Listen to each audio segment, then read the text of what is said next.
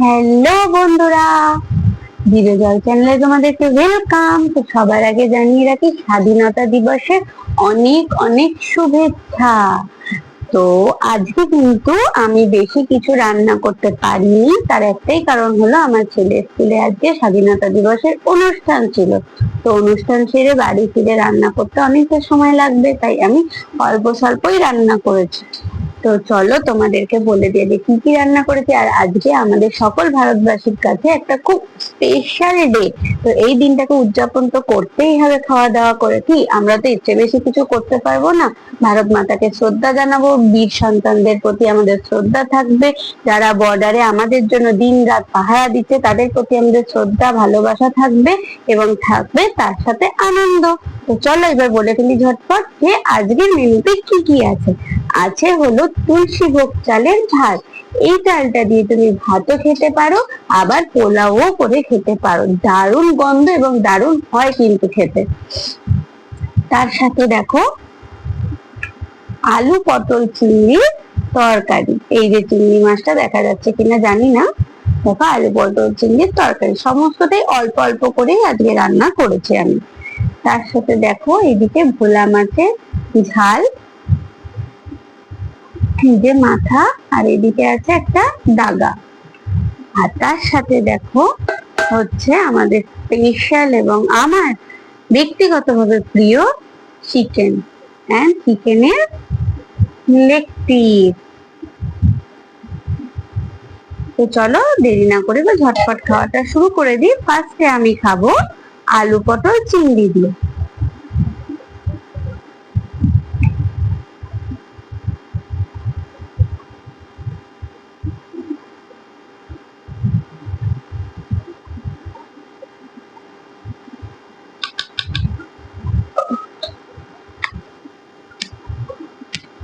খাওয়াটা শুরু করা যাক।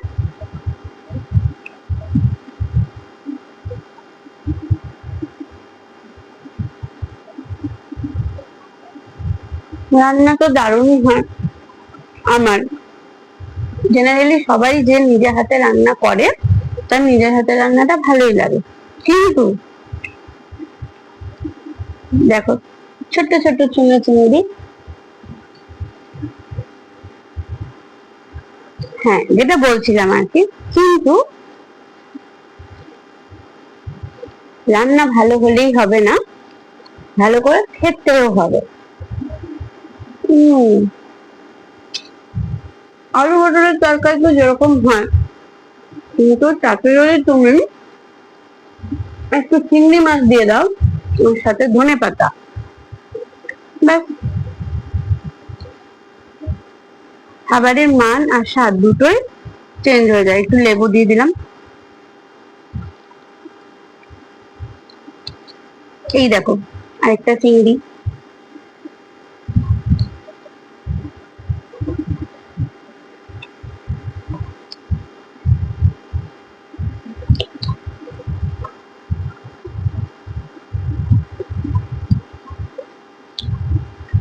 আমরা কিন্তু পেঁয়াজ আদা রসুন টমেটো দিয়েছি, দিয়ে একদম মাখা মাখা করে করেছি।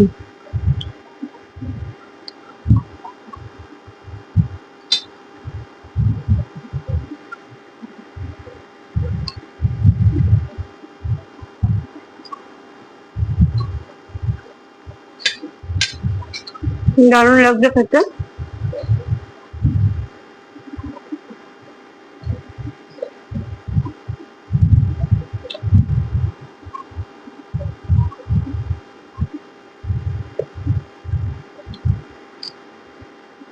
চল এবার ভোলা মাছ দিয়ে খাওয়া যাক। আমি খাবো ভোলা মাছের মাথা, একটু গ্রেভি নিয়ে নিই।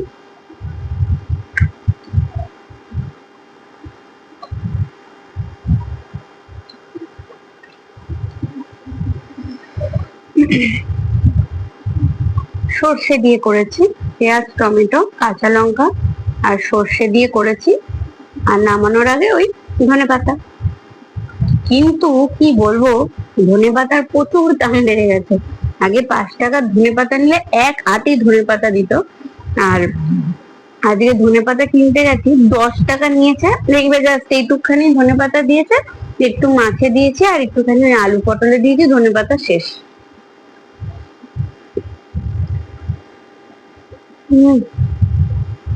দারুন দারুন। দিন দিন জিনিসের যে পরিমাণ দাম বাড়ছে না, মনে হচ্ছে এরপরে বাজারে গিয়ে বাজারটা চোখে দেখবো, দেখে চলে আসবো, কিনবো আর না।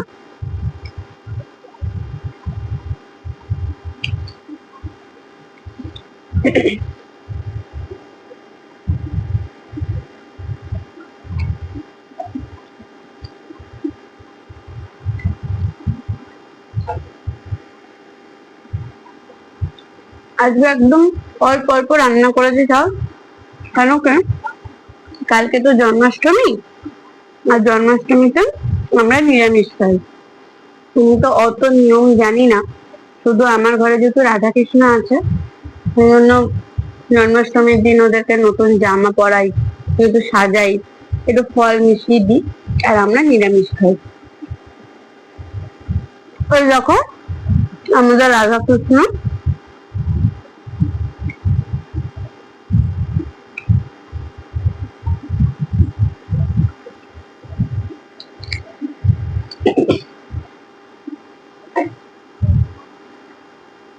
আর ইদানিং গরমটাও খুব পড়েছে, প্রচন্ড গরম পড়েছে।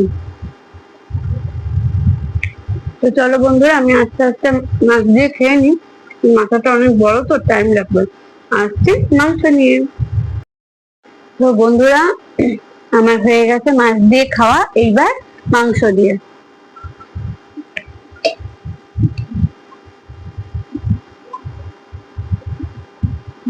মাংসটা আজকে খুব একটা পাতলা করিনি, একদম মাখা মাখা করে করেছি, লাল লাল করে, পুরো লাল।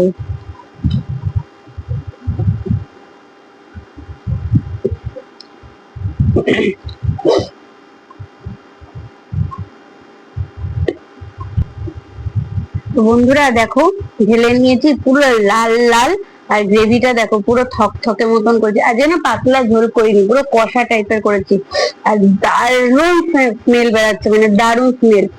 চলো একটুখানি ঝোলটা দিয়ে মেখে খেয়ে দেখি। হ্যাঁ, আর কিন্তু মাংসটা গরম গরম আছে।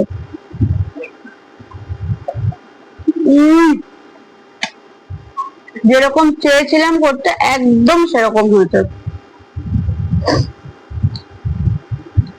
আজ আমি ঠিকই করে রেখেছিলাম, একদম গ্রেভি গ্রেভির মতন করবো, মানে চিকেন কষা যেটাকে বলে।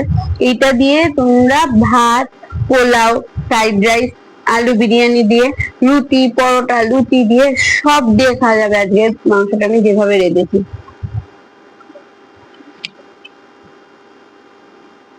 দারুন দারুন।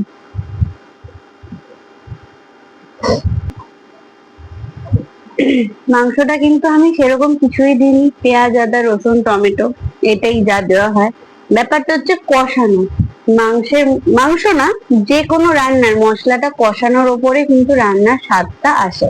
তুমি যত ভালো কষবে, দেখবে কষতে কষতেই অলরেডি মাংস থেকে একটা তেল ছেড়ে দেয়, কড়াই থেকে ছেড়ে আলাদা হয়ে যায়, মশলাটা আলাদা হয়ে যায় আর তেলটা আলাদা হয়ে যায়, আর একটা স্মেল, মাংসের যে মশলার যে স্মেলটা সেটা আসতে থাকে, তখন জল দিতে লাগে। আমরা অনেক সময় কি করি, হুড়াহুড়িতে মাংসটা পুরো কষা হলো না, জল দিয়ে দিলাম, ফলে যে কোনো তরকারিতে কষা হলো না মশলাটা, জল দিয়ে দিলাম, ফলে সেই যে মশলার যে গন্ধটা সেটা কিন্তু আসে না।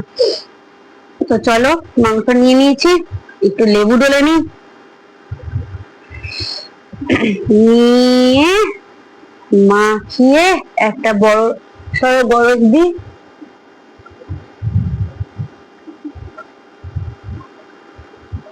দারুন।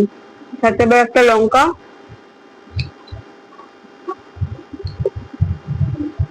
পারফেক্ট।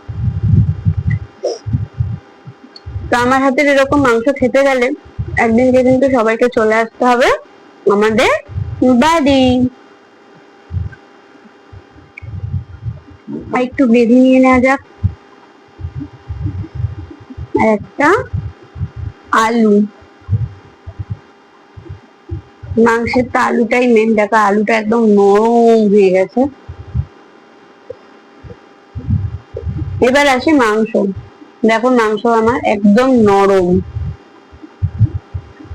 অনেক জায়গাতে মাংস খাই, আমার মতন কিন্তু এত নরম হয় না। এবার তোমরা বলবে নিজের রান্নার প্রশংসা বসে বসে নিজেই রোজ করে। না, প্রশংসা করছি না, এটা আমি একদম সত্যি কথা বলছি। মাংস অনেক জায়গায় খাই, দারুণ হয় রান্না, কিন্তু মাংসটা যে সিদ্ধ হয় ব্যাপারটা, এটা অনেক সময় হয় না। এটা একটা টিপস দিচ্ছি। আমি কিন্তু মাংসটাকে ভালো করে ধুয়ে 2-3 মিনিট লেবু মাখিয়ে নুন মাখিয়ে রেখে দিই। তারপরে এই নুন হলুদ লেবু মাখিয়ে রেখে দিই, 2 থেকে 5 মিনিট রেখে দিই। তাতে কি হয়, লেবুতে কিন্তু মাংসটা একদম সফট হয়ে যায়। আর বেশিরভাগ ক্ষেত্রে না,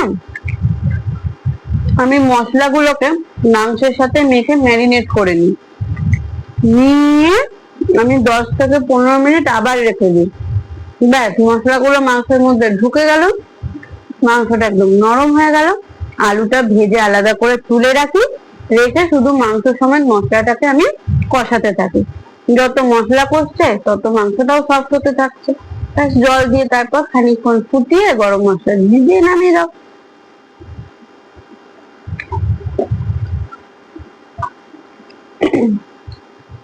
তো বন্ধুরা, এবার আমি আস্তে আস্তে খেতে থাকি। আশা করি তোমরাও আমার ভিডিওটাতে এনজয় করেছো। যদি ফেসবুক থেকে আমার ভিডিও দেখে থাকো, তাই আমি পেজটাকে লাইক করে দিও, ভিডিওটাকে লাইক করো, শেয়ার করো, কমেন্ট করো। যদি ইউটিউব থেকে দেখে থাকো, তাহলে অবশ্যই আমার চ্যানেলটাকে সাবস্ক্রাইব করে দিও, ভিডিওটাকে লাইক কমেন্ট শেয়ার করে দিও। এইভাবে তোমরা তোমাদের ভালোবাসা দিতে থাকো, আমরাও ভিডিও নিয়ে নতুন নতুন আসবো তোমাদের কাছে।